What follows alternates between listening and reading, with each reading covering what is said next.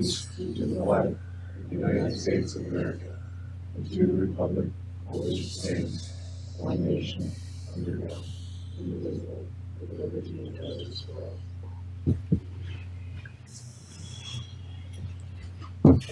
Roll call. Here. Here. Present. Here. Here. All right, we'll move on to item 3, approval of the agenda. Make a motion to approve the agenda as presented. Second. Second. Roll call. All in favor? Aye. All opposed? And we'll move on to audience to visitors. Start with William Randall.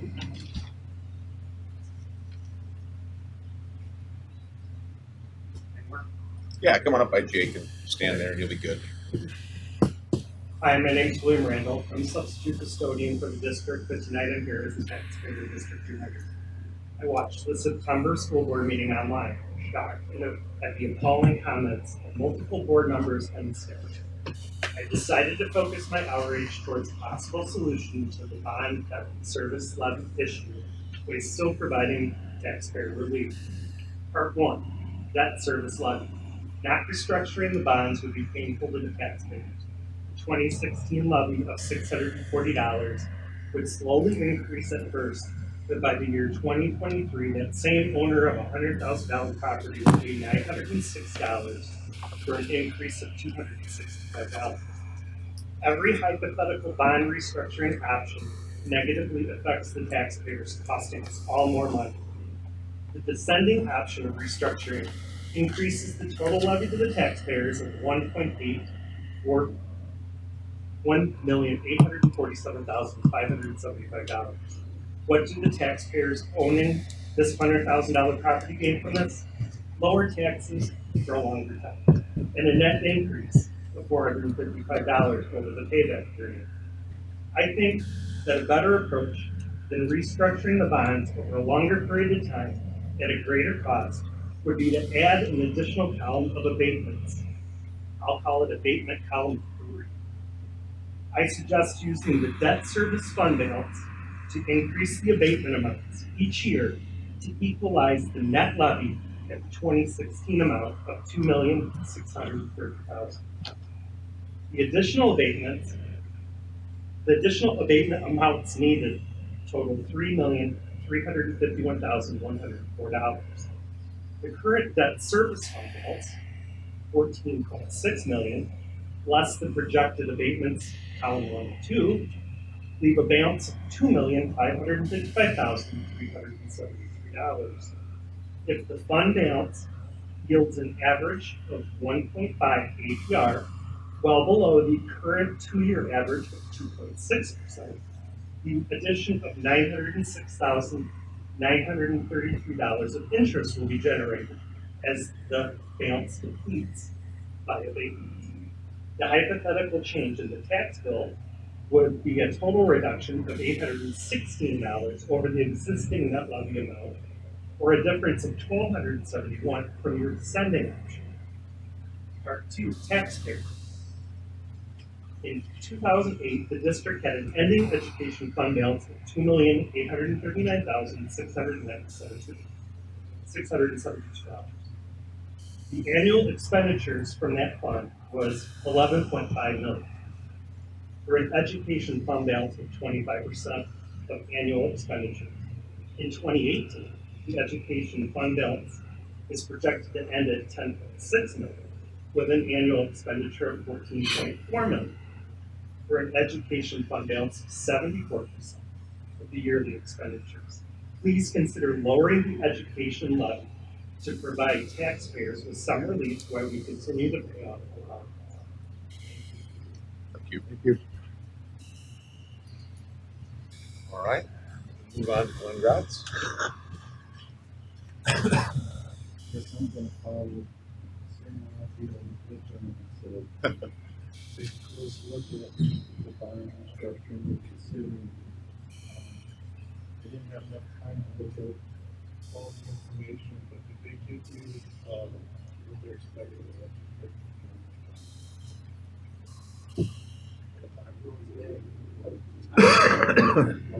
I will today. You will today? Yes. I will not vote out of the meeting. No, it's still an expectation. I will get into that more. I don't want to take up these time. Okay. This, when I do a net present value of payments at 4%, the descendant option costs the district an extra $170,000 at the farm. The 2-year option is roughly $60,000. So just looking at that way, the 2-year option might be better. You might want to take some to make some attention.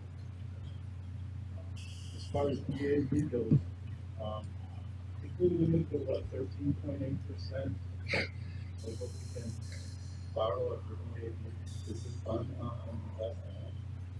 I'm expecting EAB, but I'm expecting, as I work as a local tax assessor, I know that Boone, and Manchester went up an average of 3%, and then the equalization factor is 2.54. So your EAB probably going to go up in the range of around 5% to 5%. I don't know the figure about how we go up in California. I don't have that. That's just a rough estimate. So we'll just, is this going to be a capital appreciation down? No.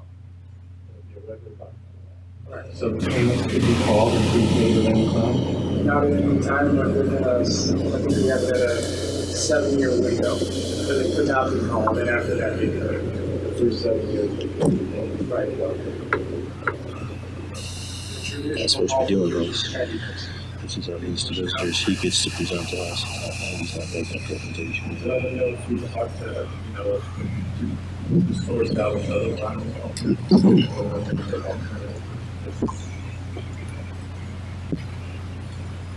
Nothing more.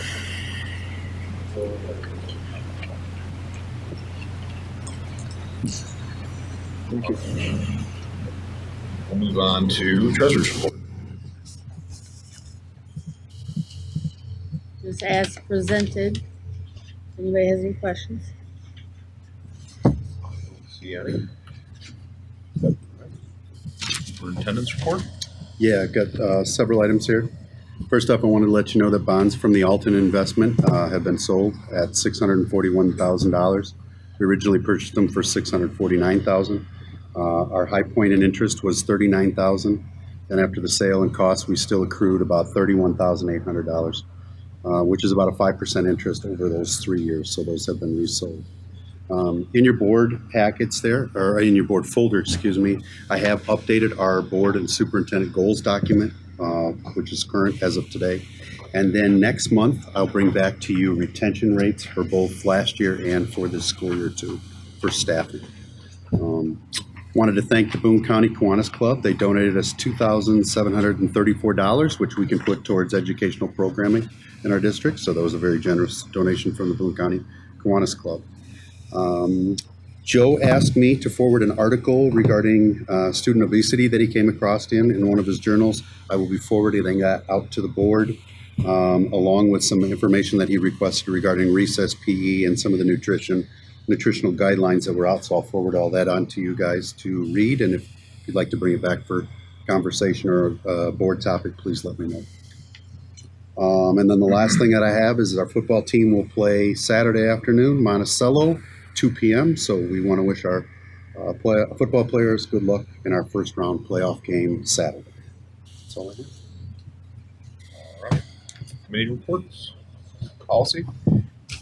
Policy, we met last night and we approved some minor changes to a few policies. And they'll come to the next board meeting because we didn't feel like having the meeting last night and bringing it to the board tonight was appropriate. So those policies will be in the next board packet for approval. Mostly just some little housekeeping stuff. Thank you. Business Services Committee. Business services, not. Julie went over the audit, what some of our expectations was. Laid out some of the budget items and some of the capital purchases that might be contained in the budget. And Andy made a presentation to the board about some opportunities to even out the tax rate going forward. And we had a discussion afterwards about some levy items as well. So we'll be taking that up for a vote later. Thank you. Facilities Has not met. has not met. CIA. We have not met, and there are no current plans to meet. Move on to item 8, consent agenda.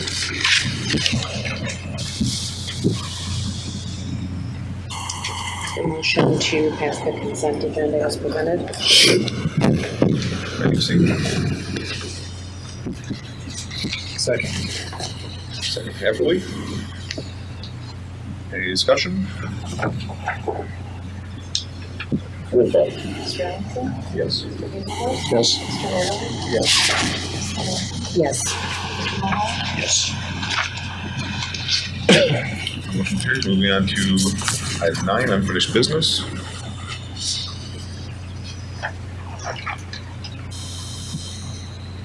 Resolution providing for the issue of a bond not to exceed $9 million general obligation school bond. At our last board meeting, this is what we were just talking about. The board approved a restructuring plan to level off some of the expected spikes in the repayment of our current bonds. These next two resolutions are what need to be approved if the board would like to move forward with that. And we do have Andy here to talk a little more about it and answer any questions that you may have. So I'll turn it over to Andy at this point. Yeah, if you put our tech guy text me, thanks.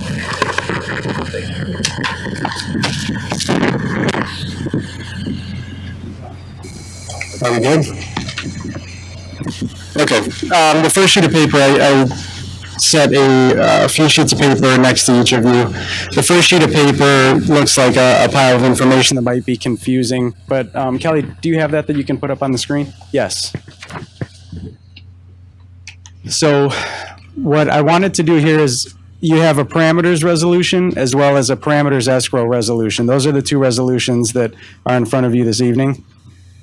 Basically, the two go hand in hand. So in order to accomplish what we discussed at the previous meeting, both resolutions would need to be passed in order to allow us to keep moving forward. The parameters resolution for the bond issuance itself outlines the center column on this handout here. So embedded in that document, in all of the legalese, are these limitations that we're imposing on the bond issuance. So as we go down, we're going to be dictating whether or not those bonds are going to be limited tax or unlimited tax. In this case, these are voter-approved bonds, so they're unlimited tax. They will be tax-exempt bonds, which allows you to get lower interest rates than if they were taxable bonds. It outlines the individual series of bonds, portions of which will be refunded by the new issuance.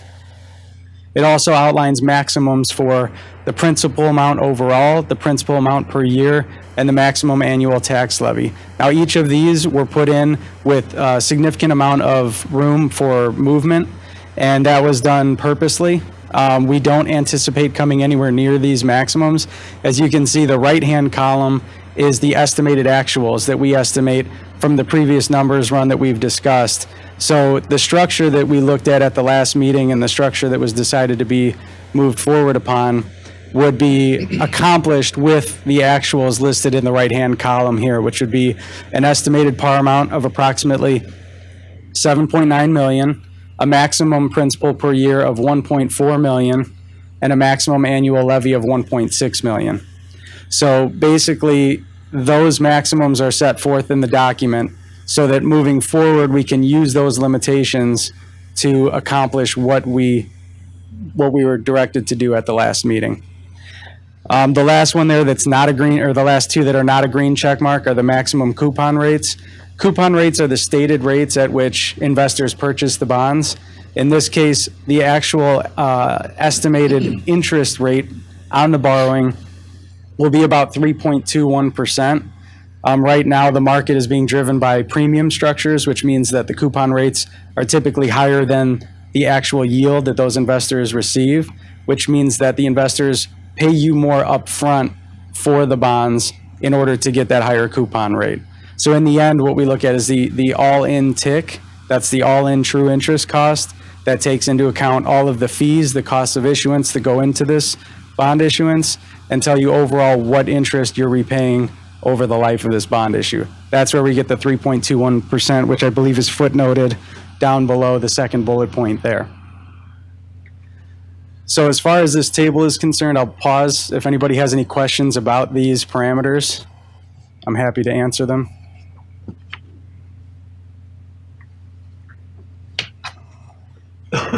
What we wanted to do is make sure that not one of these parameters would inhibit your ability to accomplish what you're trying to accomplish. If the market changes and we're unable to do what we talked about at the last meeting, we'd start with Julia and Mike and communicate that. That instance would be if interest rates went up considerably and we could no longer achieve the structure that we wanted to. If interest rates were to go down, that would obviously improve the overall structure, and we would be even further from those maximums than we anticipated. Okay. On the bottom of the page there are just some footnotes just to further explain. I already touched on the first one, which is that we didn't want any parameter to inhibit our ability to accomplish the restructuring. The second bullet point there identifies that this refunding, by issuing the 7.8 million of refunding bonds, would end up shuffling around 8.8 million voter approved debt service that exists right now. And those payments then obviously would be pushed out onto the long end. The structure would change to that declining structure that we discussed. And I just wanted you to be able to realize how much of the debt service is moving around with this new issuance. And also, final interest rates will determine all of this, all of these actuals are definitely subject to change. There's still a few weeks before we sell the bonds, and therefore these numbers will change. And as we get closer, we'll update numbers and communicate with Julia what they look like. Okay. The second handout I gave you is just the same information on the structures that were discussed previously. I just wanted you to have those in front of you so that you could look at them again if you felt the need to discuss those at all. But the last sheet is something that was built into the previous structures that you saw, but was not outlined individually at that point, and that is the cost of issuance, the upfront cost of issuance. And so we always estimate that the upfront cost of issuance will be about 3 to 3.5% of the principal amount of the offering. Right now, does everybody have this page? Do you have this page? I didn't give this to you to put up there, did I? Okay. So we've got some of these fees as quotes from the individual service providers. Those would be bond counsel, disclosure counsel, and the paying agent registrar, all of which you've worked with in the past on previous bond issuances. Some of these are estimates at this point based on either published rating agency fee schedules. Ultimately, the rating agency will tell us what the final fee is as we get closer. And then also all of the normal clearance costs associated with the bond issuance. And these total $97,700. We've also added an estimation for bond insurance. Bond insurance will only be added if we can prove that it's cost effective to the district, meaning that by paying the interest or the insurance cost up front, your overall interest cost will be reduced by at least that same amount, and typically it's much more. So we want to make sure that you're getting a benefit in the reduced interest cost by adding that on the upfront side. The only fee that is not included in here is our fee, which is 1.5% of the proceeds generated by the bond issuance, and that will fluctuate based on actual interest rates and how much in bonds we actually sell to accomplish this. So when you combine our fee with the rest of these, we're right in there at like 2.8 to 3% total cost on the upfront side. And those all were factored in when we previously discussed structures, as well as that 3.21% of all-in true interest costs that I mentioned previously. So as far as timing goes, the official statement is nearly complete at this point. Chapman and Cutler has drafted the document. We will be using that for a rating interview on Friday. Julia and Mike will be on that phone call, And immediately following the rating interview on Friday, we will have the due diligence call with Chapman and Cutler to finalize the offering document. And then going forward from there, we will have the rating and insurance bids in hand at some point by the end of next week. And that will allow us ample time to begin marketing the bonds ahead of a bond sale the week of November 6th. And then from there, it's about a 2-week period until the bond issue closes and the refunding bonds are officially closed and the structure would have changed. That will be November 21st. And then, Mike, did you have the PowerPoint slide that I sent you? Mhm. Kelly, do you have that PowerPoint? It's a single slide. And this is just to help illustrate. Chart, yeah. That's it. And if you could do it as a, yeah, there you go. Okay, so the escrow resolution portion of this, I wanted to make sure that you understood why this part was as important as the main parameters resolution. Hope you're getting ahead, Kelly. Go back one. I think one more. Okay, so the bonds that we're looking to refund, which is the 2006 and 2007 bonds, and again, it's just a portion of those, it's slivers of each. We're not moving all of them because we don't need to in order to accomplish this. Initially, that existing series of bonds would have been issued, and that's that blue box at the top. Once those bonds are issued, now you have a bond and interest tax levy that's collected to pay those bonds. And then if you click the next one, this is simulating the issuance of a new refunding bond, similar to exactly what you're doing right now. Once you issue those bonds, one more click for me, you change the direction of the bond and interest tax levy that's collected. So the portion that's being refunded of the 2007 bonds will no longer be paid by the taxes collected by the county. Instead, those taxes will be collected to pay the new bond issuance. And one more click. In order to pay the refunded bonds, the ones that you are changing the structure of, you have to establish a refund escrow. What that is it's an account that's managed by an escrow agent. In this case, that would be Amalgamated Bank. Amalgamated Bank, at closing of the refunding bond issue, will receive proceeds from investors. They will use those proceeds to purchase securities, escrow securities, that will sit in that escrow account. Those securities will mature over time to make the debt service payments on the refunded bonds, which is why there's a big red X there on that arrow. So instead of the tax levy paying those bonds that were refunded, one more click, the escrow will end up paying the 2007 bonds. By doing it this way, we both secure to the holders of those refunded bonds that there is something set aside in an account that will pay those bonds over time, so they don't have to worry about your ability to pay those because they're no longer your responsibility. But also, you purchase escrow securities up front at a lower cost, and they accrue interest over time to meet those debt service requirements, which means the upfront cost is lower than what the actual payments end up being. And that's why if we're able to move around $8.8 million of debt service with only $7.8 million of new bonds. So does this make sense, or does anybody have any questions about this part of it?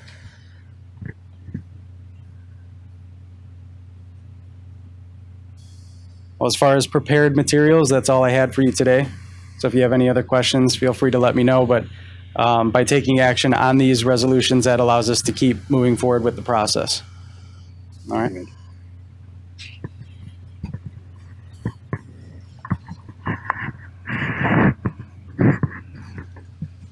All right, any discussion, or do we want to move on with, Mary will have to read her piece.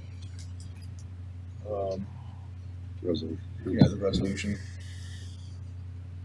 Like I said, I felt exactly the same way as what Mr. Randall said. I think we're spending $1.84 million, and I'm not still sure why.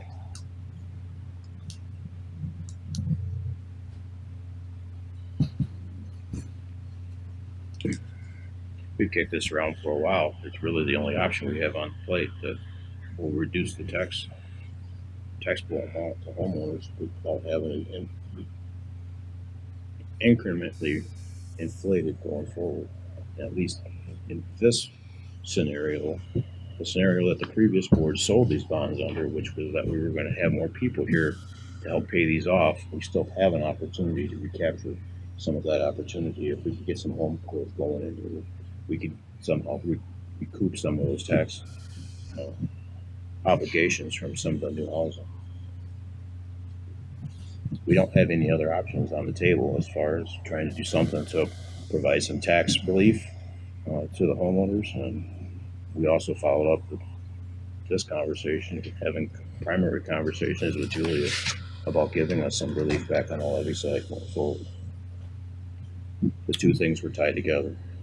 Right, I understand what the goal is, and I know it does balance them out, but I just think we do have enough money in our fund balance that we could spend some of that and maintain the existing levy, which everyone hates to see the taxes go up. So if they maintain the same, I think no one's happy, but if they quit going up, people normally are okay with the status quo. And then there is light at the end of the tunnel if you want to build a building or, you know, a major adjustment or stadium or whatnot.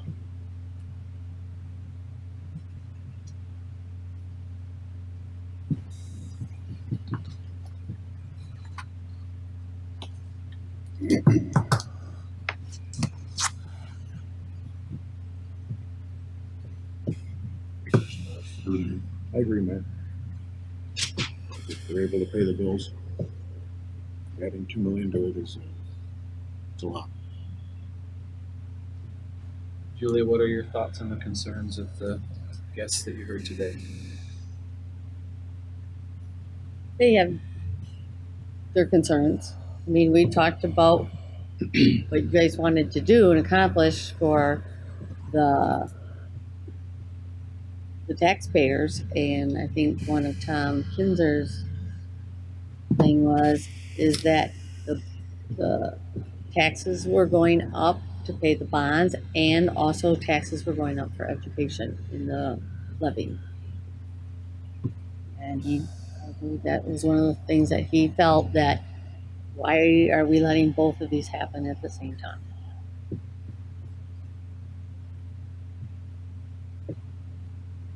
And the best solution that you've heard so far, in your opinion, is? I would restructure the bonds.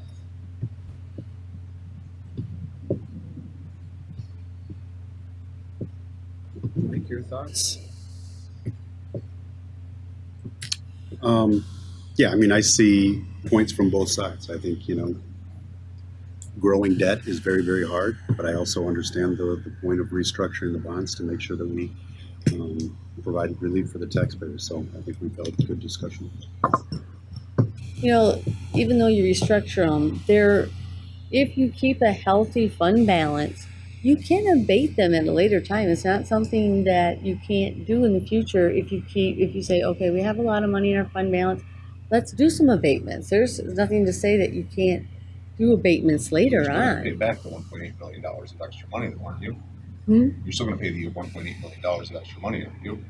So I mean, yeah, we can abate them later, but we're still paying $1.8 million more than if we just did it now. Well, I mean, I think Don, when he was here, he wanted to restructure the bonds to, one of his comments when he was here was to restructure those bonds to let the people that are going to the schools currently be paying the taxes. So if new subdivisions come in, I mean, that was the whole thing when you built the new school, is to spread that out to help have the taxpayers pay that over a long run. Well, they didn't come.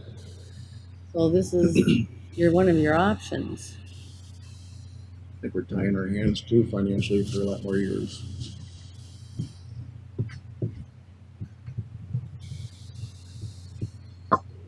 It's your Once guys' again, choice. and it's a gamble at the end of the day. It If is. the building doesn't come, we just put $1.8 million more on the same taxpayers here in the same pool with no people. So, I mean, it's a gamble either way, and that's what insurance is. We gamble with everything we do. So it's just anyone's opinion. I don't know if I would have gone with the descending option. I thought when we were talking the last time about the 2 or the 3 year option, but don't know if that's something you can change or not. And that does only create a little bit more debt, but that's the decision the board made on the descending one.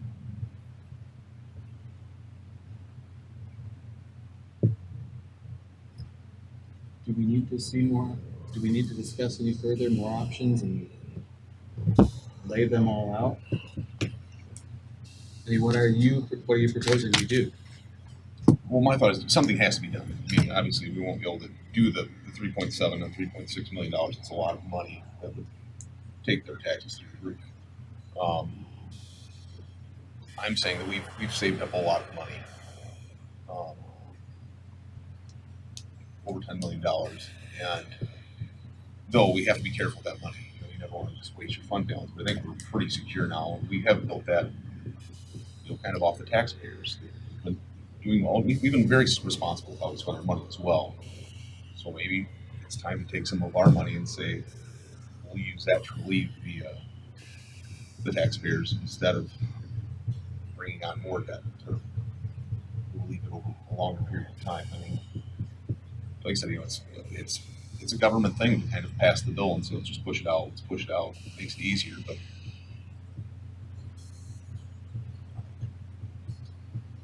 the future scares me. I'd rather just get it done as soon as we can and then on to the next project options. Like I said, we will need possibly new schools or new stadium, these different things coming up, and we extend out that for the next 12 years. I just don't see the huge gain from this. I understand the levies and taxpayer relief, but to add taxes to relieve the taxpayers, so hopefully future growth comes. We already did that, and it didn't come. So, nice. And that's just my opinion. That's what I would do. So everyone can do whatever. Everyone's entitled to their opinion. But I'm against that. Can I just clarify one thing you pointed out? If, in the future, if you were to use fund balances, say $1 million or whatever it is, you were to call in bonds, not abate, but call in bonds to pay them off, you would eliminate the interest associated with those. We have to wait 7 years to do that. You do. Which right? we have 7 years on our. I can do it, sure. What happens then is investors are less interested in buying them, which means they want more yield. So in order to keep the balance between yield and your ability to call those in, that was kind of the middle ground. Normally it's 10. That's the market expects 10. Right. But in order to kind of balance that, that's where I landed was on that 7 in the market. So I just want to make sure you understood that, because you wouldn't just arbitrarily be paying P&I on those amounts if you decided to do something down the road. Good question. What kind of time window are we looking at is what? So what these resolutions do is they authorize you to sell these bonds at some point in the future. The expectation was that we were going to try to do that before December when we expect another interest rate hike from the Fed. That was kind of where the timing came from the beginning. Also, getting it done in a timely fashion to be able to affect the following year's levy, we have to have it done around January, basically. You have these resolutions are good for 6 months, so you have time to decide what you'd like to do. But just keeping those couple things in mind, that's how we got to the point where we are now. And one other thought I think I shared with Julia at some other point, but I don't think this is on the board, is the descending option. What that allows you to do is if you have building needs, or you can do whatever, you can change whichever option you like. You can change that at any point. We can change that structure, that's flexible. But what the descending structure will allow you to do is if you get to a point where you have capital needs that would go to referendum and possibly take out debt, whether it's a stadium or whether it's building needs, improvements or anything like that, it allows you to redraw the line with your levy for the new normal, to keep it flat. So it'll start to go down, and at some point you can then say, we need to do this, and we can flatten things out right there. Now, other districts in Illinois would need to do a rampant restructuring to work with what they have in place already, you would already be kind of one step ahead in that process. And have the lower rates of today instead of potentially higher rates 5 or 7 years down the road when prices happen that.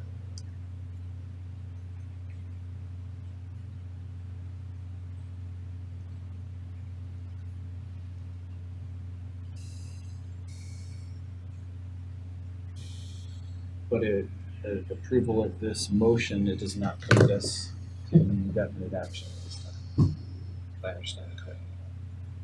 No, the resolutions would allow us to go forward with the process.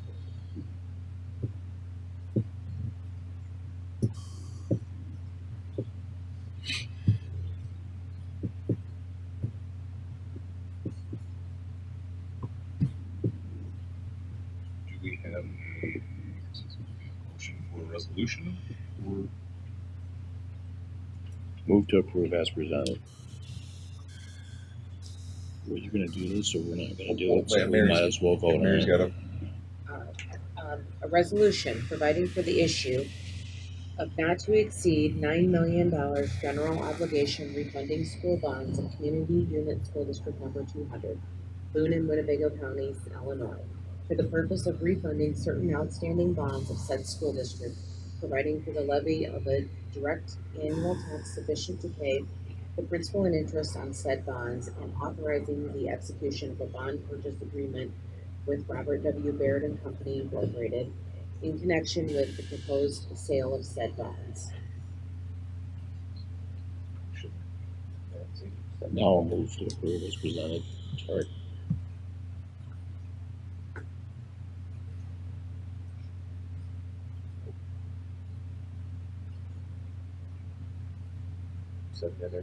What? That's a motion to approve that resolution. you're gonna second that? I moved.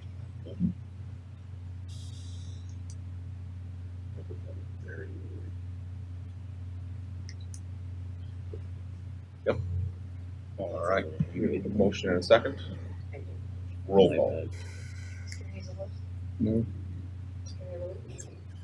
Yes, but I would like us, before we commit to anything, I'd like to hear, I think we maybe need to start polling our district, look into this a little bit more, maybe.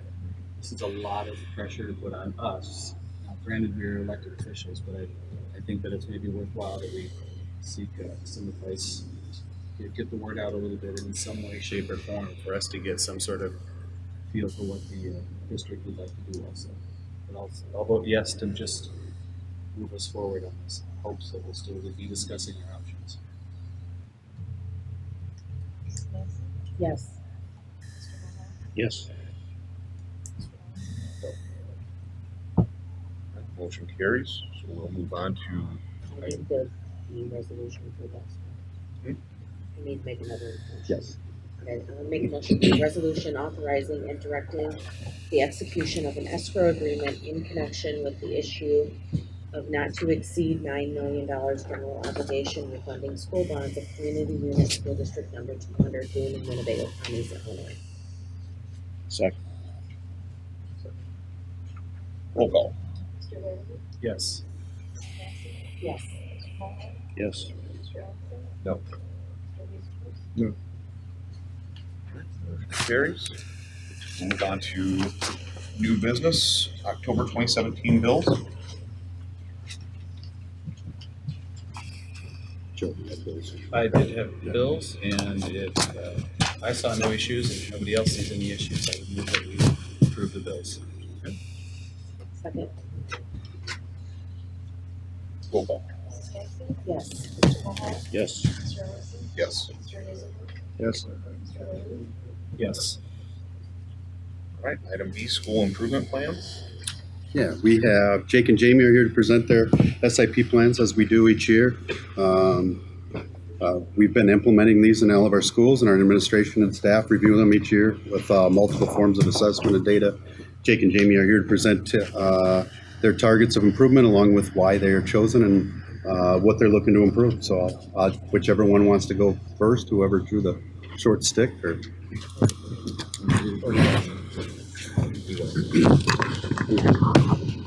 Thank you, Jake. Thank you, Jamie.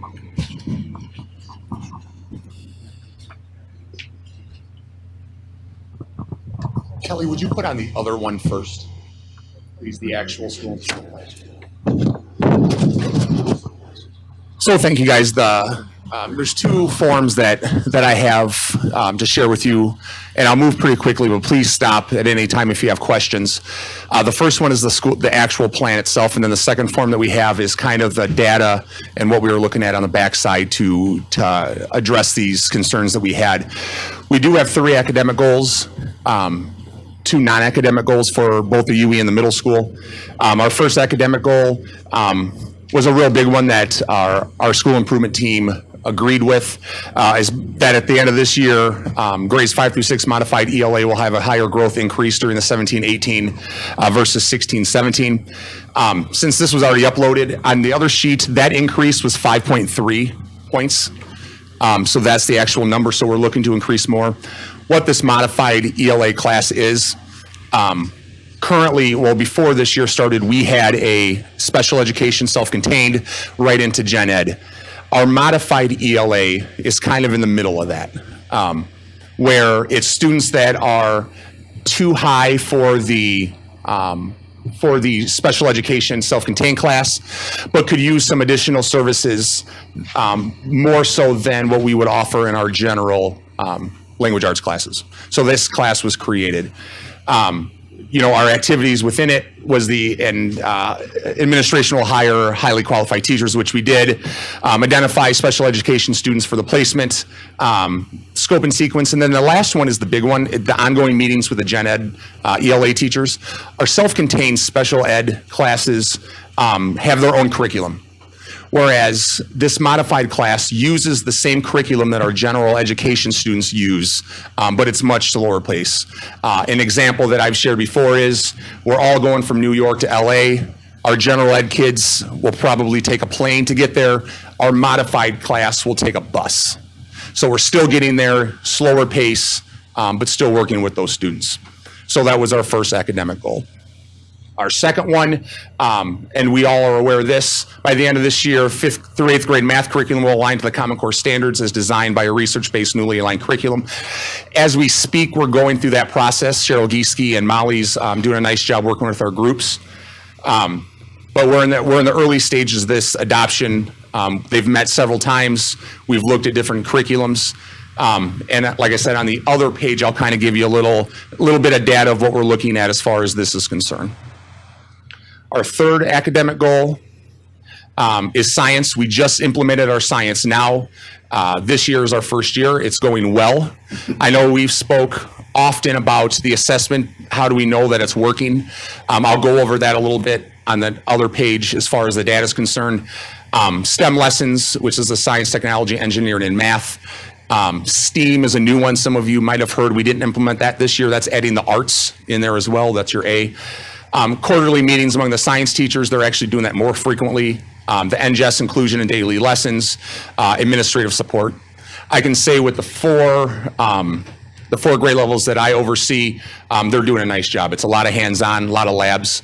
The couple hiccups that we've caught this year already is just materials, but Molly's doing a nice job working with the companies to get those in for us. So I'll talk a little bit more briefly on the data on the backside on that other sheet. Our first non-academic goal, which is 4, this is a big one for us. Staff will be offered the opportunity to observe another teacher's classroom to offer feedback, and then to get ideas for their own instruction.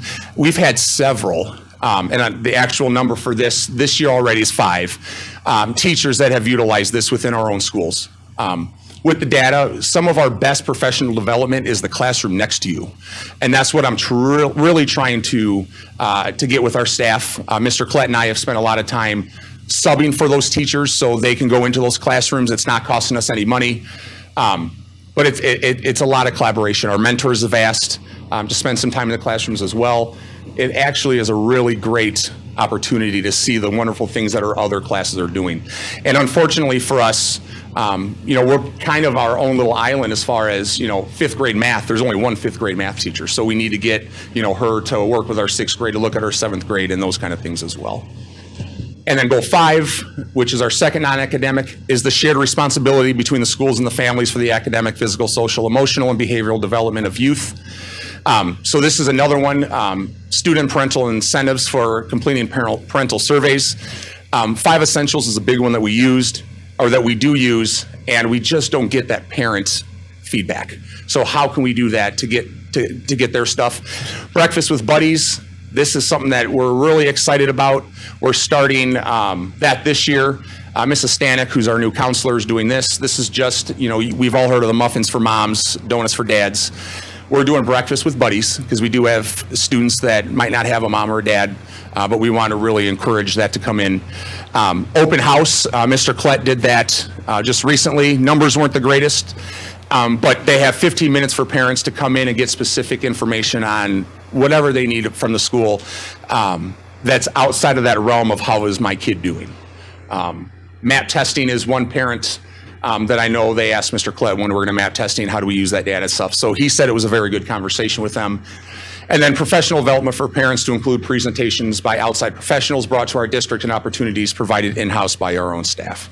So it's just, once again, how are we getting those parents inside our school? Our numbers, I'll be honest, the other night for conferences wasn't great. I've talked to 3 parents since then, and they have valid points, and I was going to bring this up at our admin. We actually are communicating too well, according to these parents. They can go online at any time and see what grades the students are missing, how they're doing, what homework they have. They know, and we've had several meetings with the teams this year, that our teachers are doing a nice job with the proactive and reactive feedback to parents. So right now, they don't need to wait until October 23rd to come in and meet with us. They have that information at the drop of their hands. So I don't have a perfect solution to how to bring people in, but I did, some of my go-to parents, I just asked them, why aren't you coming in? And that's why. They know if they call, they'll get responses. If you don't mind, Kelly, will you go to the other one with the data? Sorry, guys, if I'm talking too much here. So this one here, it's tied to all our academic goals. This is what we looked at to come up with these things, and there's where you can see the 5.3%. We use a vertical articulation that our 5th grade teachers get from all of our 4th grade teachers about the students, their Fontes Pinnell levels, their spelling levels, their ELA levels.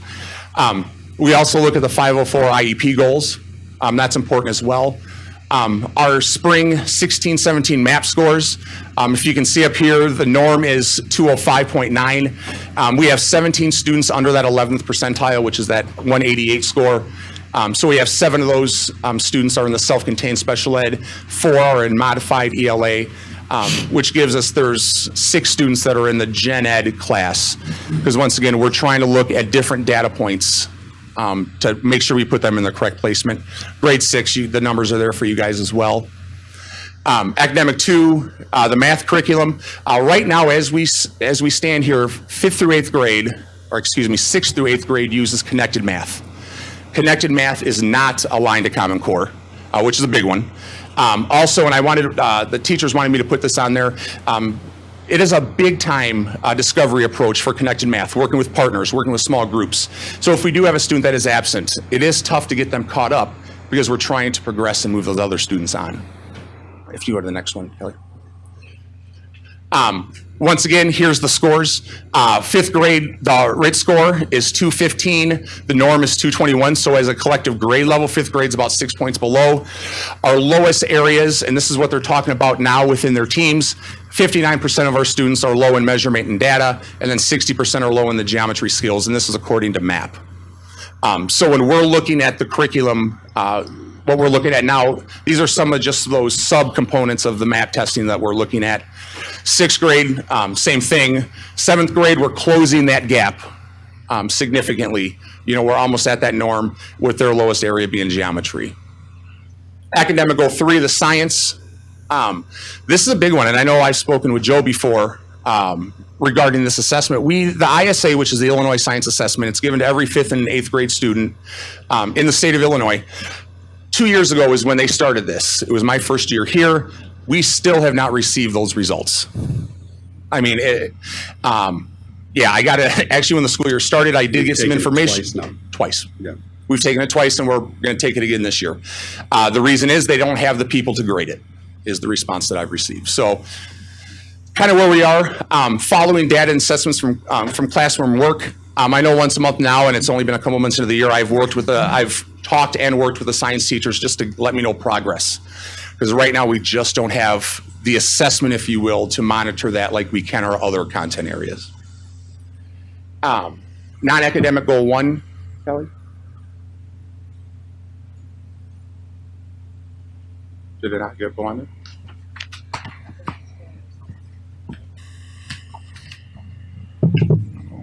Okay, non-academic goal 1 and 2. Sorry about that, guys.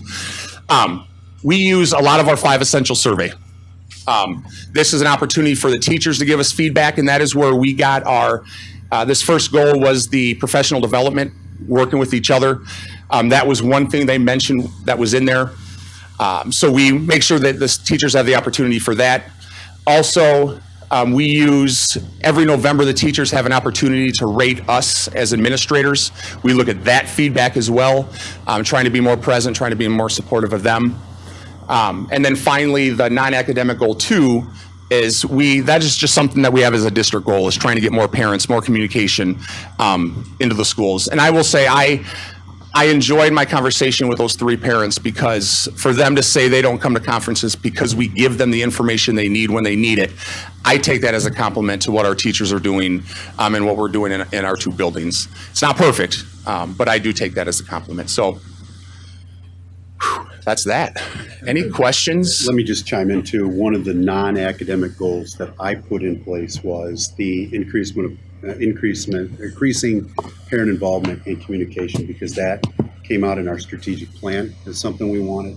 It has also come back the last 2 years out of the 5 essentials. So that's, I've asked the administrator to make that one of their professional goals this year, so that we look to continue to make sure that it's an emphasis and a focus for us.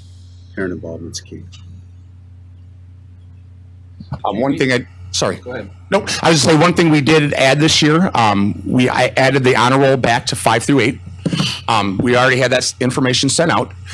We have a breakfast recognition on Monday the 30th coming up with those students that made the honor roll.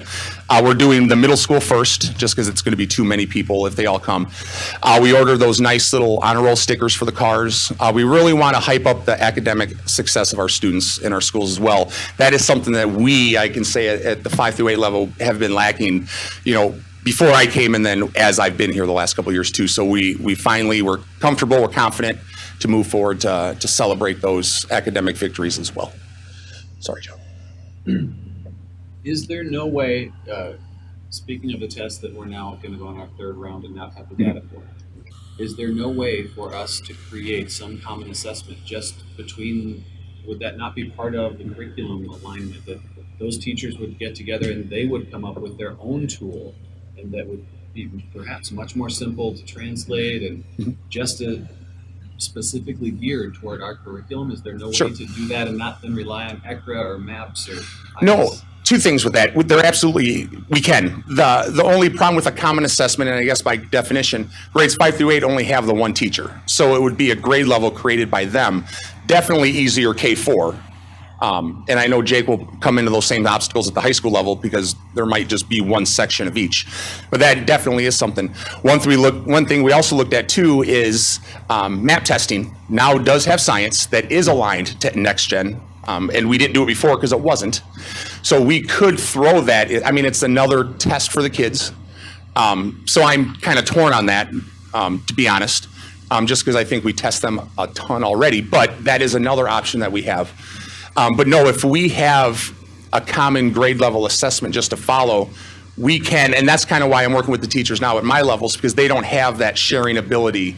It's kind of just their progress through it at this point. There's not that final, if you will, is kind of what we're juggling with right now. It is, maybe I'm not explaining myself well, but those teachers are giving formative or summative assessments of some sort. Absolutely. There's no way for them to work as a group and say, okay, in 6th grade, we've all looked at your 6th grade test at end of the semester. I'm thinking finals, of course. Sure. Finals, but this is the Sure. professor and me thinking, but no way for them to to give very simple data that yes, we at least see some growth or we began, and it would be the teacher giving that test, Sure. not sitting them all down at a computer and having Sure. quote unquote testing, something that maybe Sure. would be sneaky and the students wouldn't even know. Put a they're form in doing. the curriculum. No, that Yeah. yeah, that makes total sense. And just the way that the curriculum is set up is that, you know, they have their unit, they have their assessment at the end. They have unit 2 assessment. I mean, we could have at semester, you know, we could take bits and pieces of each of those end of the unit assessments and turn it into a final like assessment. Just looking at that data, and then we can do that again for second semester, same thing. And then we can look at that over time. I mean, I see no problem with that at all, as long as. And that'll flow right into what Molly's doing with the science curriculum meetings too. So 5th is Correct. talking to 6th, 6th is talking Correct. to 7th and stuff. That's part of those collaboration meetings we continue to In have. your world, are you so overwhelmed by testing that assessment hasn't become a 4-letter word here, and that everybody's really being like within a course and across a curriculum and between schools? That's what's happening up in our world, that we're being asked to take a 100-point final, grab 10 questions and that you think hit your objectives, Sure. and present those to the admin to let us know that we are doing what we should be doing. And I will say, and Jake can attest at the high school level, and I just don't know the high school level. That's not the world of middle school typically. And I know with the assessments, and I said earlier with the science and MAP, we're assessing too much. Our springtime, we're backed up from, now 8th grade has a new technology assessment that we were randomly chosen from the state to give. So that's another one. So we have some 8th grade students this spring that'll have a round of MAP, Park, ISA, and now this technology assessment. I mean, we beat them up on assessments, but we need the assessment. I think there's value to that as well. But that's just like how you mentioned, if we take bits and pieces out of each unit of instruction, that's not the world that we currently live in the middle school, upper elementary area, but it's not necessarily out of the realm of possibilities to do either. I think that falls back into the powered standards that Molly talks about when we go through the curriculum, the science curriculum and the math curriculum, about how do we know that the kids are going to use powered standards based on this assessment. So So, you know, because I have a feeling a writ doesn't mean much. it's another. Correct. Yeah, it's Nope. hard to translate that, but Yep. I just wonder if Ms. Hanneman's science assessment, when presented, we would go, oh yeah, we can definitely see growth in just her class or from year to year in her class or something. Sure. They can react quicker to it too and Yeah. Well, start stressing. And Does I- that take a learning management system that's going to take major funding? No. Or- I don't think so. And to be honest, and kind of what Brian just mentioned now, I can tell you right now, talking to my science teachers, talking to any teachers, they would prefer that over adding it into another RIT score for another Park test or MAP test, because that's instant data right now. And that's the problem with Park. We don't get, you know, you guys know this, we don't get the results for 5 months after they take it. ISA, I'm waiting on 2.5 years now. If we gave that same test right now, we have the data right now. You know what I mean? So that wouldn't cost anything. Some time, but once you create that assessment, it's created. Seems like with all these assessments, by the time we get the information back, that class has moved on. Correct. And I think that's the biggest problem that I have with all of this is that we don't make assessments and make adjustments fast enough to make sure that when the kids leave a grade level, that they're where they need to be. Correct. And go ahead. My presentation, I just say this only because I think there are things out there that might add a little bit differently and add future goals quite possibly. Can I address Ed's point real quick, and then the mic is yours. But no, I agree with Ed 100%, and that is one reason why I do like MAP. And if you go through all my goals, you'll see MAP written a ton. You will not see Park one time, because MAP does give us those scores right now. Now, once again, that is a RIT, and for a lot of people, they have no idea what that even means. But it's a number that we can explain that gives us the data, the feedback right now. Park has its own value, but Park we look at, like I said, for the individual student, that's what it should be about, is 4 months later, and that student has moved on. If anything, the teachers can look back at their own teaching. I think there's value in that. But if we're looking at trying to bring those students to the next level, the Park can assist with that because we don't see those kids anymore. That makes sense. All right, any other questions? Thank you, guys. Thank you. Hopefully that made sense. Thank you, Jamie. Okay, so at the high school, we've been offering out maps for years. I will say the problem with maps is an expected growth for a student on the map score at the high school level, which are only at this freshman, sophomore levels, is as many as 2 points. You see a student's scores on the maps at the high school fluctuate 16 points above and 10 points below in either direction each iteration they take. We're not getting really consistent in what we feel to be reliable data for us at the high school. So one of the things I asked Mike to do last year after talking with some of our teachers is talked about cutting out the maps at the high school because we weren't getting as much value. Now it does a much better job of scoring for the lower grades, but at the high school it doesn't offer as much consistency. The other problem, as Jamie said, with at the high school, we have to give ISA to the students when they take biology, which is their 9th grade year. We do give SAT. We haven't received any data back from the ISA. We just got the SAT scores officially released along with the school report card. As you mentioned, we don't get this data back in time to make any kind of decisions. One of the things that we have looked at over the past year and a half now is we've looked around the state to see what are other high schools doing about this, because there's not a lot of good resources out there, good reliable resources for schools to do this. I reached out to Crystal Lake South, who's made considerable growth on their SAT over the past couple of years. After looking to see kind of what program they've done, and took a team of teachers last year to look to see what they were doing to help them out. One of the things that came up was Mastery Manager. Mastery Manager is a program that's been around for years. Adlai Stevenson began using it, who's one of the top schools in the state. The Naperville school districts use it. Crystal Lake uses it. Hononegah uses it. There's a couple schools in our conference who use it. Mastery Manager is a wonderful resource. It offers a test bank. Every question that you have for an assessment, you can tie to a standard, whether you use their test bank or your own questions. And to begin, pretty much all you have to do is just make an answer sheet. The good thing about this, And those test questions tie into the SAT.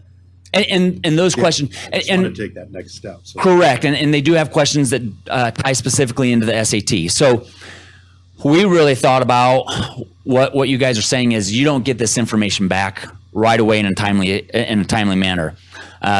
John Hattie's one of the top researchers in education in the world. There are entire countries who are basing their education reform off of his research. Just to let you know what he does is he does a meta-analysis. So anybody who ever puts any kind of educational research out there, he takes it, he adds it in. He's basically a statistician, and he takes everything that anybody has done on education and he puts it into an equation to see how that factors, what are some of the greatest factors for student growth out there.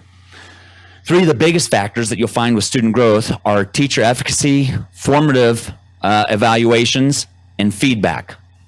So when you tie those three things in with Mastery Manager, what you get is you get opportunities for teachers and students to get immediate feedback on how the students are performing. Tied to educational standards, you can tie them to both SAT and to state standards. And one of the things that we're going to be trying to do at the high school over the next couple of years is to develop the opportunity for us.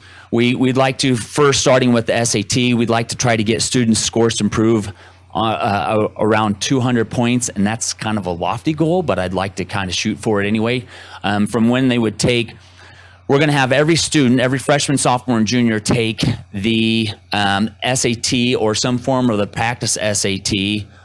For our 9th graders, there's the PSAT 910. They'll take that in the springtime. What'll happen is there are practice exams that are printed out there that are mirror exams to like what the SAT is. Rather than having 3 full days through the year, one at the beginning of the year, one in January, and and then the official one with SAT. What we're going to do is we're going to take some of those practice exams. We're going to end up having students take them. So like there's two parts to the SAT. There's the ERW, English Reading Writing. That will be administered to the English students in their English class over a 2 to 3 day period. There will be, the math teachers are going to administer the math part of a practice SAT over a 2 to 3 day period, at that student's level. So then what will happen is we'll be able to put this in.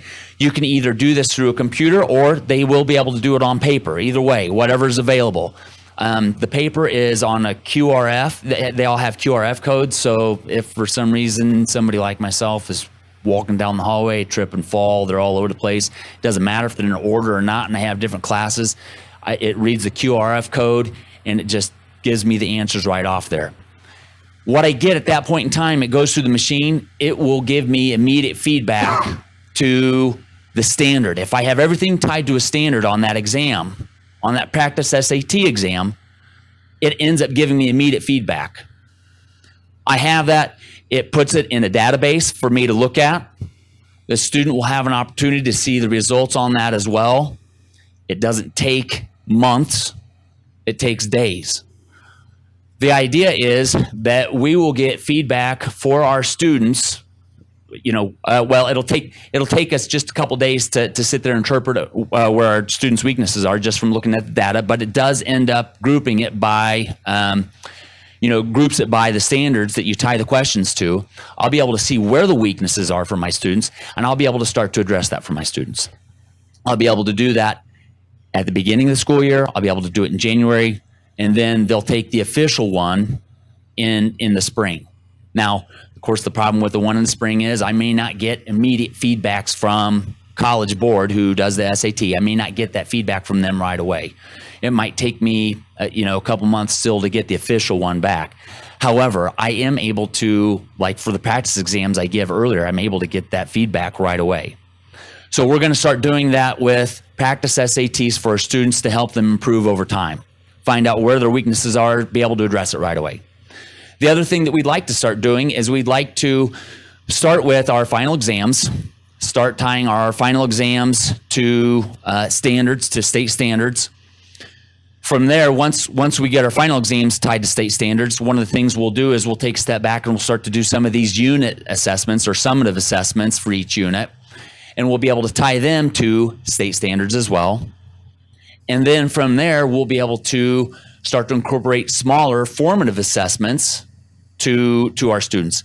Now, here's the one thing, and I'm going to go ahead and throw this out there. It couldn't be an elephant in the room. I know when the one-to-one initiative started at the middle school, I know there was a lot of stuff that was attributed to the technology and helping the students to improve. It wasn't technology. It was how the teachers were using that technology.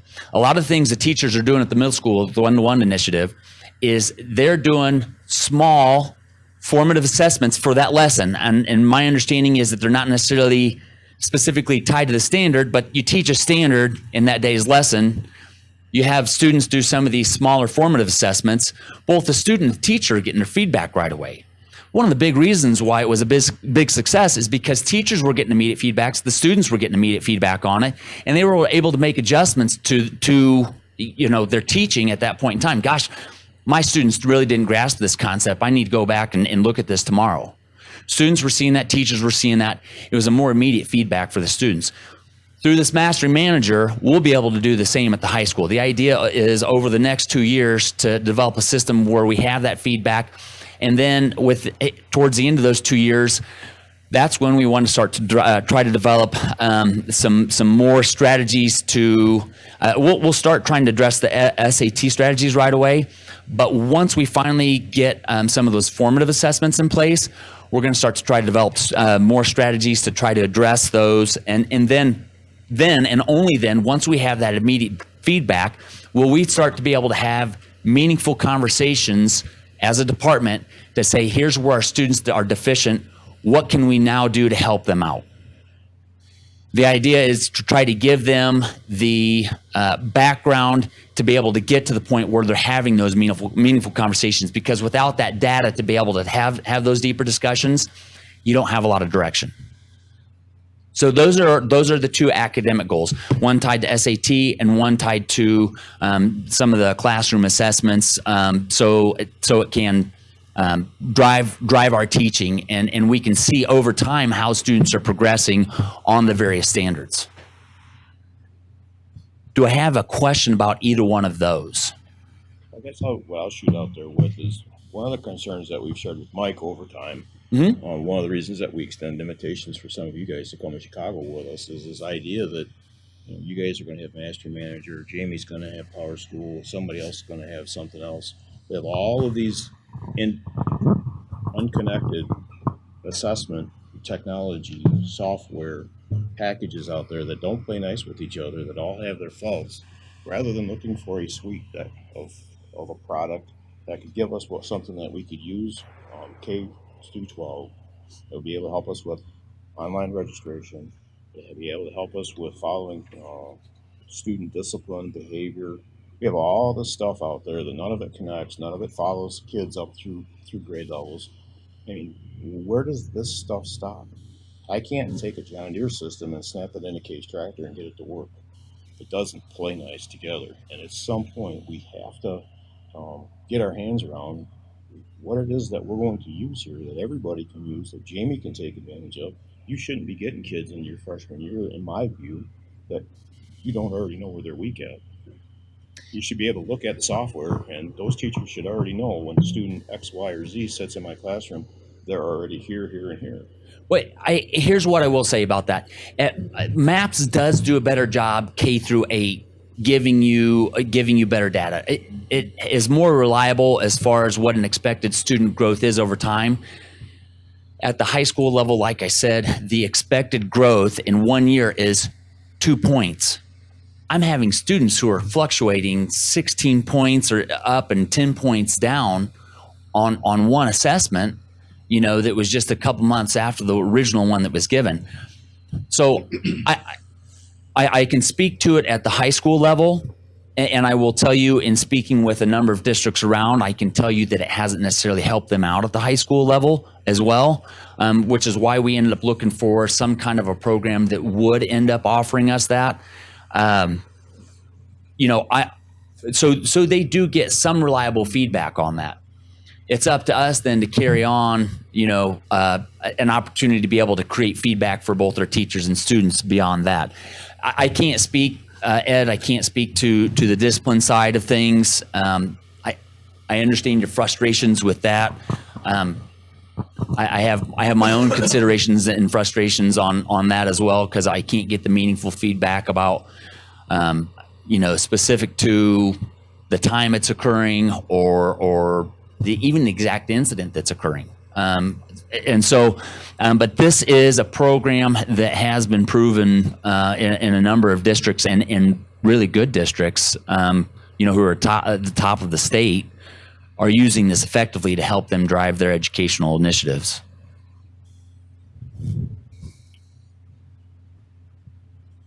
Why do you think MAPS is so inaccurate or fluctuates so much for high schoolers? Or do they not care about the test? They know it doesn't make a difference on the grade, or is that? It wasn't. I don't believe, and I could be speaking out of line on this. I don't believe it was originally necessarily meant to go through to the high school level specifically.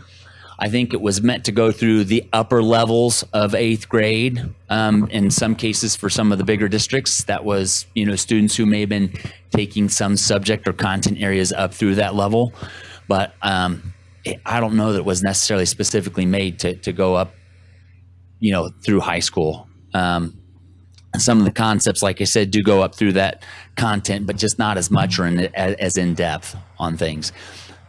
Why you'd put something out there that has just 2 points of growth when what is the expected growth in 6th grade, Jamie? Do you know? Yeah, anywhere between, depending on the subject, anywhere between 12 and 15 points. So you've got quite a variation as far as what that is, and you go down to 3rd grade, you're looking at 20 to 22 point expected growth. throughout the year too. So as they get Yeah. older, that growth is. And it's just it's norm referenced, and that seems to be where the norms hit, so, you know. There's not the growth nearly is as smaller. there's not nearly as much at the high school level to help out with that at the high school level, quite honestly, that provides immediate feedback.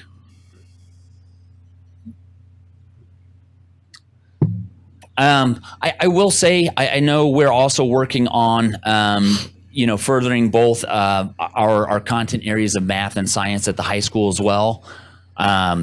So that is something our teachers are working on. I know Cheryl Gieske came in and she already met with with the high school math team once. They're doing a little bit of backwards planning, trying to start with the fact that every junior should have through Algebra 2, and trying to start with what we want them to know in Algebra 2, and they're starting to work backwards, from there. And so that's the main focus there with that at the high school, and then of course next gen science there, at the high school level as well. So we do have some of those initiatives going on. I didn't specifically include them in the high school in the high school plan. My next goal is a non-academic goal. It's parent involvement. I think one of the biggest complaints that I hear is some of the information not always being there. I know there have been a number of times this past year, where parents said, "Well, I didn't know this was going on," and I'd say, "Did you get the newsletter I sent home?" And they'd say, "No," and I'd say, "Well, did you get your student's report card, the quarter report card?" And they'd say, "Yes," and I said, "Well, it's in the same envelope. Did you read anything else in there?" "No." So they just threw things out. Well, I'm not going to run a copy off every time and send it home to somebody just because they threw it out and didn't pay attention to it. So one of the things I'm doing, and actually Jerry showed me Google Sites this summer. I wanted to make sure that I'm putting. I have a web page now. I sent out a newsletter, and on that web page, or in the parent newsletter, I do have my website. I'm posting newsletters on there. I'm posting parent resources on there, student resources, teacher resources on there. It's something I'm trying to put out there to try and give people options on how they can help out their students in education. I'm also taking the newsletters that get thrown away quite a bit, and then people ask me questions about it. That's going to be on my website. I'm giving homeroom videos to the students on a weekly basis. Parents can see what we're putting out to students through the homeroom video on a weekly basis. Trying to do a lot of positive initiative kind of things. So basically through the website, I'm trying to offer a lot more resources, an easy place for parents to find those resources. I saw this idea of flipped parent meetings. As a matter of fact, with the report cards that hopefully not everything gets thrown out with, I sent home an article on meaningful feedback. That's one of the initiatives that we're trying to focus on here at the high school, is giving students meaningful feedback, and what we're doing with that. Sent that home. I'm offering parents an opportunity to read that on November 8th. I've invited parents to come in. That's a Wednesday night. I've offered parents to come in. I'm going to sit down. We're going to talk a little bit about feedback and the other questions they might have about what's going on at the high school. Just try to make it an open forum kind of town meeting kind of thing, but try and have a little bit of focus to begin with and go from there. So that's the idea behind the flipped parent meetings. And then the other thing that I'm really talking with my staff about doing, I've talked with them, a number of them in the beginning, and admittedly, it's something that also reflects on their evaluation as far as providing feedback to parents, is having students write weekly summaries of some of the things that they're going over in class, maybe identifying something they still have a question on, and then like a big idea that was something interesting for them, and having students take that journal home to parents and having parents sign off on it. Now, this is something that I've just started talking with the teachers about somewhat towards the beginning of the year. I'm going to start trying to work with my teachers on that. For one, that'll allow students to let their parents know what they're talking about. If students are recalling the information, the more they're recalling the information, the better it'll stick with them. They're also informing their students on things, and it's the student who's actually informing them, but it's what's going on in class. So it's something I'm really going to try and push out that I'm talking with teachers about pushing out this year. having some type of a weekly summary of class concepts that students are taking home and having parents sign off on and bring back to the teacher. And then every week the teacher has an opportunity then to look at maybe some of the questions that are still out there, give them a little bit of feedback on some things maybe I ought to be talking with my students about that they still have questions about. So my third goal has to do with an increased graduation rate. If you look at our graduation rate this past year, our four-year graduation rate is at 84.8%. That's well below the state average of 90%. We do have a lot of those students who are coming back and finishing after one semester their fifth year. Some of them even 2 semesters their fifth year.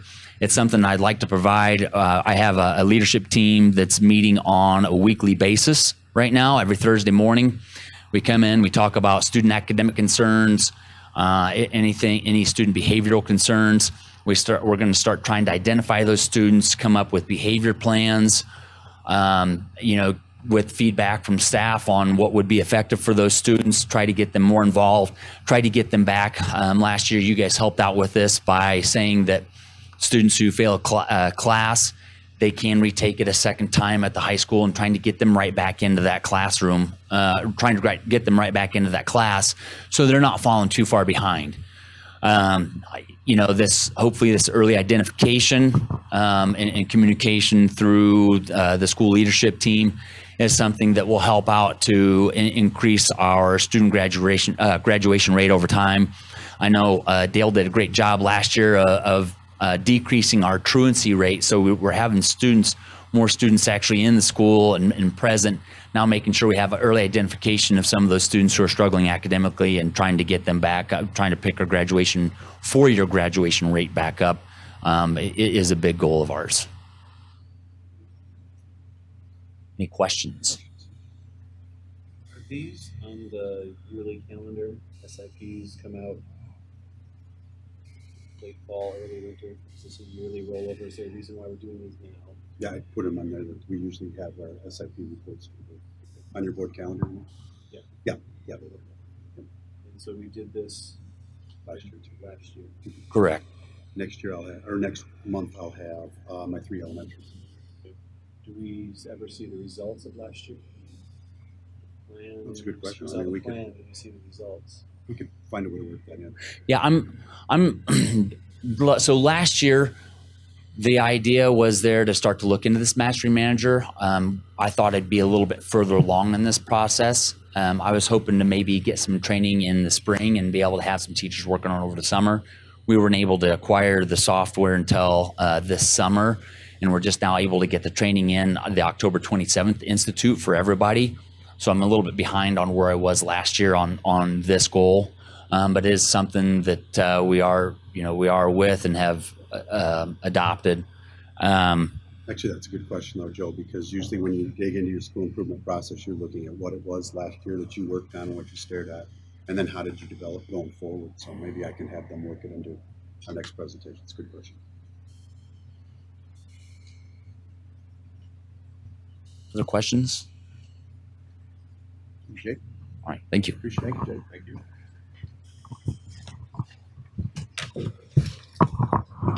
School improvement plans? Yep. All right, we'll move on to item C, acceptance of the 2016-17 audit report. We have Dennis Hildebrand here from Seaford, who's going to give us a summary, and we will ask the board to approve our audit report on the back side. Dennis, thank you. Good evening. I want to thank the board for giving us the opportunity to do the audit again. I'd also like to thank Julia and Mike and the district staff for the help that they provided us during the audit. As far as the audit opinion, it has not changed in the past year. It is adverse opinion because it's not in accordance with the FD34. That is the reporting requirements for governmental entities. And you don't have a complete record of your capital assets or fixed assets. That is common amongst school districts. All of them, we have that same comment. There is an unmodified opinion on cash basis in the county, which is an allowable method in accordance with this being. So on a cash basis, no material issues. I'm not gonna spend a lot of time in numbers. What I am going to concentrate on are the findings that we had. This year, we had two findings. One finding was the carryover from last year, the lack of certifications for staff working under grants, single out finding. And that boils down to the federal requirement that if you have, you're not preparing time cards, time records of the, in this country, it's 43. If you're not preparing time records that show what the employee did in the time involved, then there is a requirement that there be a certification at least every 6 months that these employees spend 100% of their time working on that particular grant or whatever time they spent. We did find some individuals that did not have that certification. The other finding we had this year was individuals working in the federal grants must be specifically included in the grant budget to be an allowable cost. This one, there were staff that were put on the budget. They were labeled just as staff one or staff two. Most likely when the budget was put together, the individual was not hired for that position at that time. Position was open. Yeah. What we found is that if that's the case, the budget needs to be amended if the person is hired. And they cannot, it's not allowable cost until that name is on there. Now, these two findings, and the second one is a new one, these two findings did not result in any question of cost. It is something that was discovered when we came here to do the audit. The expenditure reports were amended before they were approved by ISB. Because they were amended before they were approved, it did not result in a question of cost. But it is something that we felt necessary to put as a finding so that you didn't come into the same thing next year and have the potential of having it all cost. Now, last year, we had 4 findings. Again, the one was lack of certification was the only repeat finding. The other 3 findings were resolved during the year. I also want to jump back, and this would be starting on page 35.64 in our management letter. All but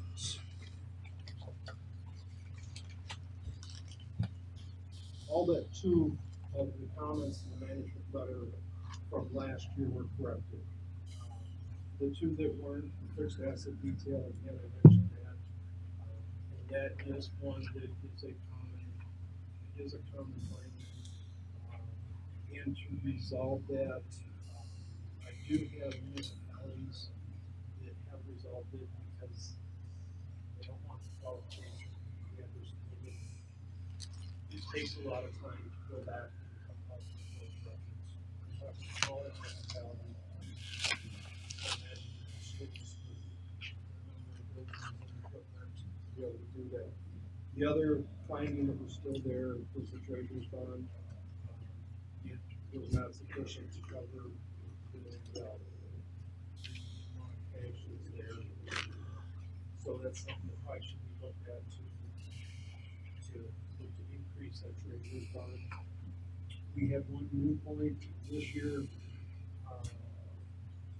there is a requirement to deposit a certain percent of the replacement tax receipts into Fund 50.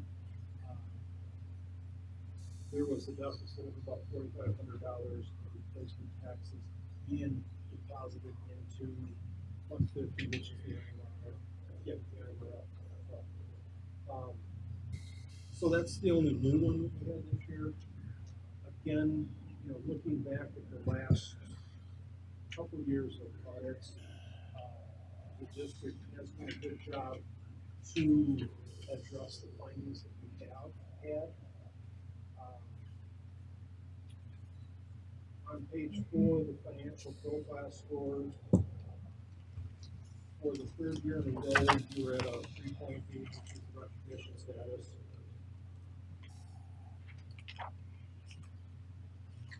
I'm just going to touch on a couple of numbers.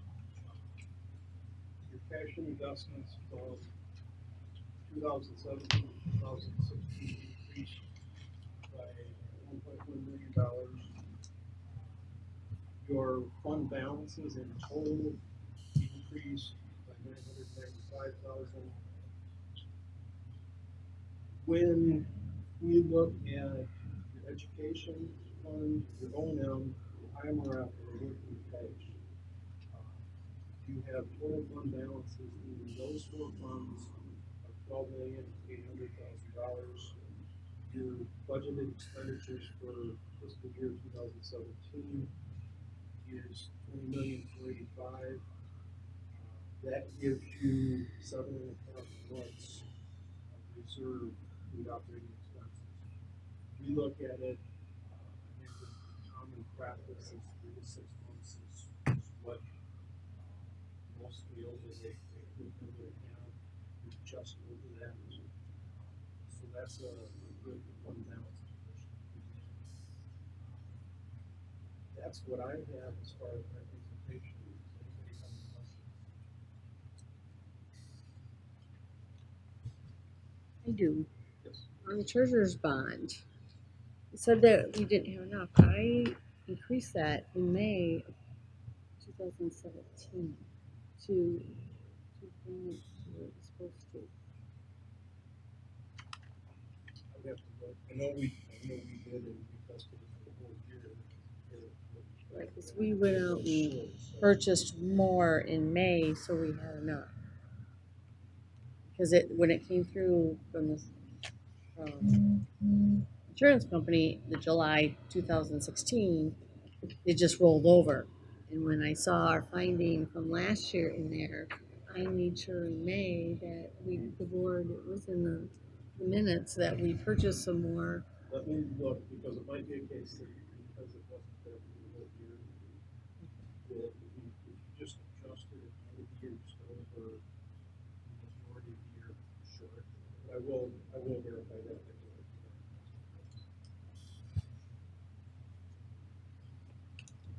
And at this point, everything has been filed. The report has been filed with SB, the data collection form, single audit reports have been filed with the Federal House. That was accepted.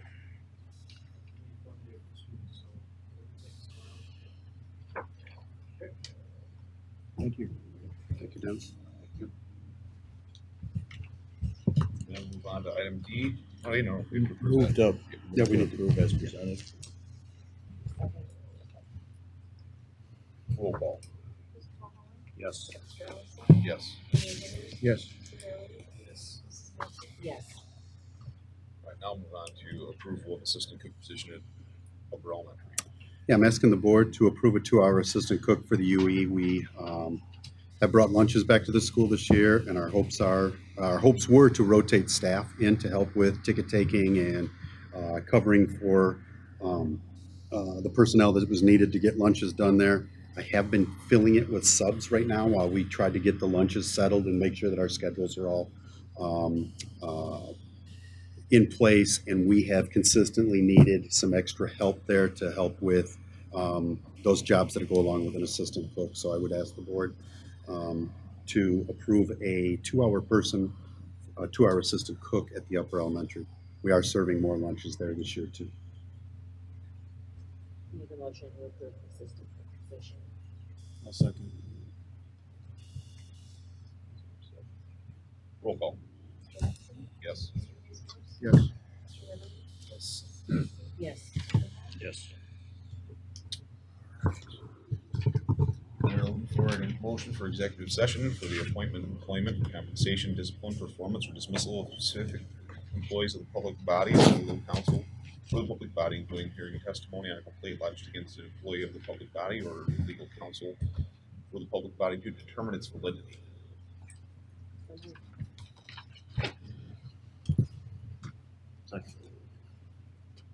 Roll call. Yes. Yes. Yes. Yes.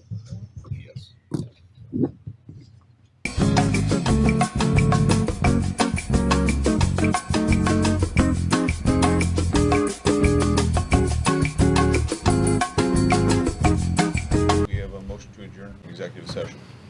So moved. Haverly, Maxey, all in favor? Aye. Opposed?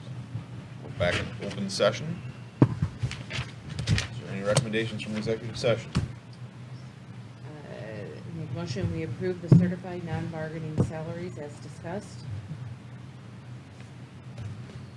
Motion? I'll second. Is there a second? Roll call. Mr. Haverly?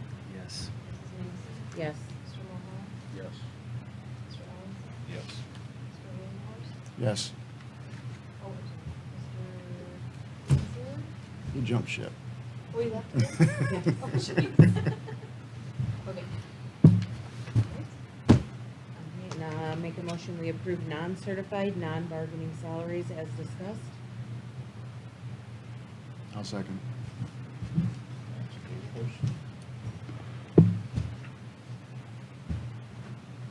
Roll call. Mrs. Maxey? Yes. Mr. Mahoney? Mr. Ellingson? Yes.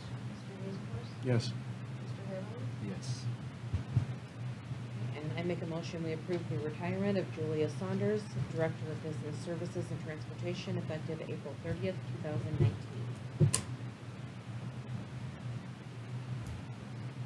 So moved. Second. Second. Roll call. Mr. Mahoney? Yes. Mr. Ellingson? Yes. Mr. Williams? Yes. Mr. Haverly? Yes. Mrs. Maxey? Yes. And I make a motion, we approve the retirement of Jim Novak, Director of Facilities, effective at the conclusion of 2019 summer projects, estimated at September 2019. I'll second. Roll call. Mr. Ellingson? Yes. Mr. Hazelworth? Yes. Mr. Haverly? Yes. Mrs. Maxey? Yes. Mr. Mahoney? Yes.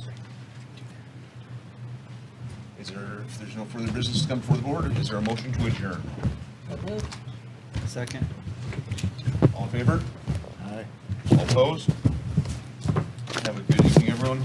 We have a early meeting next month. What time?